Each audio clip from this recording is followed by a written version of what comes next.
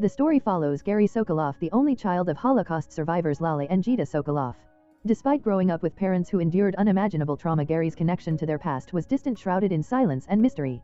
Haunted by the legacy of Auschwitz and the pain embedded in his parents' history, Gary is initially terrified to confront the physical and emotional reality of the Holocaust, particularly the site of Auschwitz-Birkenau itself. He struggles with fear and guilt, having attempted to visit the camp multiple times but never summoning the courage to cross its gates. Gary's parents Lale and Gita were vibrant and joyful before the war, with happy smiles and a deep love for life and family. After surviving the horrors of the Holocaust, they emigrated to Australia, seeking a fresh start far from the hatred and violence of Europe. Australia welcomed them, offering a new life where they learned English, found jobs, and raised Gary with hope and resilience, even as the trauma of their past remained a silent undercurrent. The narrative interweaves Gary's journey with interviews and reflections from various people connected to Holocaust remembrance and research. Author Heather Morris, who helped Gary uncover and share his father's story as the tattooist in Auschwitz, reveals the complexity of survivor experiences, how trauma lingered as a shadow, making normal life difficult. Gary's father was a fighter who survived against all odds, but he carried deep scars, often lost in memories and haunted by ghosts of the past. Abram Goldberg, a Holocaust survivor and founder of Melbourne's Holocaust Museum, shares his experience of survival and the importance of passing down memory to future generations. He reflects on the horrors he witnessed and the constant struggle to maintain hope amidst despair. This connection reinforces the significance of remembrance and education as tools against forgetting. Psychologist George Hollish discusses the impact of intergenerational trauma, how children of survivors like Gary and himself grapple with the silence and emotional numbness of their parents. Many survivors avoided speaking about their experiences, leaving their children with unanswered questions and a profound curiosity about the pain their parents endured. Gary wonders why his father appeared so hardened and why his mother was often depressed, realizing that understanding their trauma is key to understanding them as individuals. Emboldened by this growing understanding, Gary finally decides to visit the places where his parents lived and suffered. With Heather's support, he travels to Krompachi and Vranov nad Toplo in Slovakia, his father's and mother's hometowns. Here he visits his father's childhood school and family home, seeing firsthand the humble surroundings and learning about the close-knit Jewish communities that once thrived. Meeting locals and uncovering long-lost photographs and birth records connects Gary deeply to his heritage. Gary also visits the exact locations tied to his mother's childhood and family, discovering tragic truths such as the fate of her sisters who did not survive the Holocaust. These moments are bittersweet, painful reminders of loss, but also powerful affirmations of survival and memory. Throughout the journey, Gary is accompanied by reflections on how the Holocaust has shaped his parents' lives and, by extension, his own. The scars they carry are invisible but persistent, influencing their outlooks and relationships. Despite the trauma, Gary sees the enduring love between his parents and feels their presence guiding him. The documentary-style narrative follows Gary, the son of Holocaust survivors Lale and Gita, as he embarks on an emotional journey through Auschwitz-Birkenau and Slovakia to retrace his parents' harrowing past and understand their survival during the Holocaust. Blending historical accounts, family testimonies, and personal reflections, the story not only reconstructs a traumatic past but also explores the legacy of trauma passed down through generations. The journey begins with Gary's introspection about his mother Gita, who rarely spoke of her past, burying her pain so deeply that it manifested in lifelong depression and nightmares. She once had 3 sisters, never mentioned to her children, underscoring how deeply she had compartmentalized her trauma. This silence inspires Gary to search for the pieces of her life she left unsaid. He is guided by excerpts from Gita's show tape, part of a project that recorded survivor testimonies, which reveals the moment her childhood was stripped away, first being expelled from school, then her family's bakery being seized, and finally her deportation. In Slovakia, Gary stands among the remnants of Jewish life that once thrived. Synagogues, mikvahs, schools now erased, their memory preserved only by plagues. The Slovak government's active participation in the deportation of Jews is made clear. They paid the Nazis per deported Jew and forced the victims themselves to cover transport costs.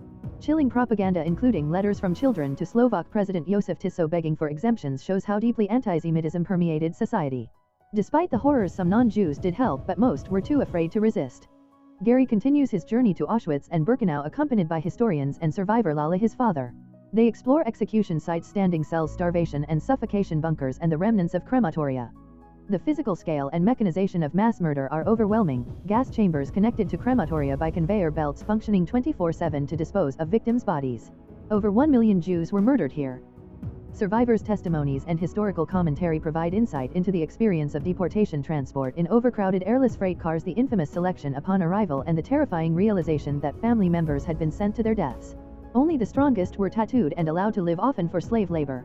Lale, a young man at the time, became one of the camp tattooists assigned to permanently mark incoming prisoners. Gita worked in the Effektenlager, where she sorted belongings of those killed, her station located painfully close to the gas chambers. The narrative makes clear that prisoners were often forced into proximity with mass death, hearing the screams of those led to their execution. Gary walks through Birkenau, shaken by its vastness and the logistics that made industrial-scale murder possible. In a touching moment he visits Crematorium 3 where many Jews perished and says a Hebrew prayer for his lost relatives. He reflects on the resilience and humanity his parents preserved amid horror. Though his father once claimed to have lived alone in a room, an unlikely privilege, historians suggest it may have been slightly less crowded conditions within a family camp. The documentary balances tragedy with the enduring love story of Lale and Gita. After liberation, Lale traveled hundreds of kilometers on a horse to find her. Their reunion is told with joy and affection, showing that even in the wake of genocide, love survived. They married, immigrated to Australia, and raised a family far from Europe. The film concludes with Gary back in Melbourne bringing his children to his parents' graves for the first time. He places stones from their birthplaces on the headstones, bridging the past and present. Gary shares memories and photos recounting their romance and their survival against the odds. He acknowledges how this journey has transformed him from a son filled with unanswered questions to a man now filled with peace and understanding. He feels closer to his parents than ever and is committed to passing on their story to his daughters. The narrative centers on a deeply personal and historical journey exploring the life and trauma of a Jewish family before, during, and after the Holocaust. It begins with a poignant reflection on the mother's hidden pain, revealing how she buried her trauma so deeply that it shaped her depression and nightmares. This personal history is set against the broader backdrop of the once thriving Jewish community in Slovakia, which was systematically destroyed during World War II. The story recounts the vibrant Jewish life before the Holocaust, marked by places like synagogues and mikvahs, spiritual centers that no longer exist. These are replaced only by memorial plaques symbolizing the erasure of a community. The mother's memories, preserved on a showtape project that videotaped Holocaust survivors' testimonies, tell of her childhood hopes abruptly shattered when the Nazis and local collaborators confiscated her family's bakery, her father's livelihood, and eventually deported them. A harsh reality emerges through the voices of survivors and witnesses, describing widespread anti-Semitism in Slovakia and the chilling propaganda blaming Jews for societal problems despite them being a tiny minority. The enforced wearing of the Yellow Star of David isolated Jews from daily life, barring them from public spaces and marking them for persecution. The Slovak government, complicit in the Holocaust, paid the Nazis for every Jew deported, highlighting the horrifying bureaucracy behind genocide. One particularly haunting moment features a letter from a 6-year-old boy pleading with the Slovak president for exemption from deportation, a heartbreaking glimpse into the innocence destroyed by hate. Survivors describe how Jews were rounded up without warning, the oldest children forced to report for deportation to save their parents temporarily, and the crushing realization that there was no escape. The narrative shifts to the terrifying journey to Auschwitz, told through the eyes of the son retracing his parents' steps. He struggles to comprehend the scale and brutality of the camp, from the infamous Arbeit macht free gate to the overcrowded prisoner blocks and piles of belongings like children's shoes left behind. Each object in the camp is a testament to an individual's lost life, underscoring the staggering human cost.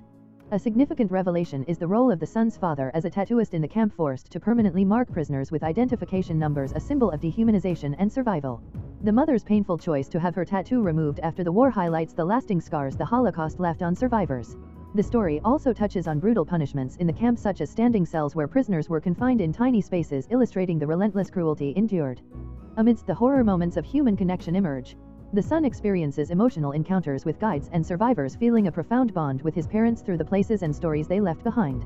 The narrative also includes reflections on faith, as the mother, once religious, wrestled with the silence of God amid unimaginable suffering but found strength in human love and resilience. The film's portrayal is deeply emotional and authentic, with actors grappling to embody the intense experiences of those who lived through the Holocaust. The son's journey is both a tribute to his parents' memory and a personal quest for understanding, healing, and bearing witness to history. If you enjoy watching this video, then subscribe to Angel Recaps for the latest movies explanation.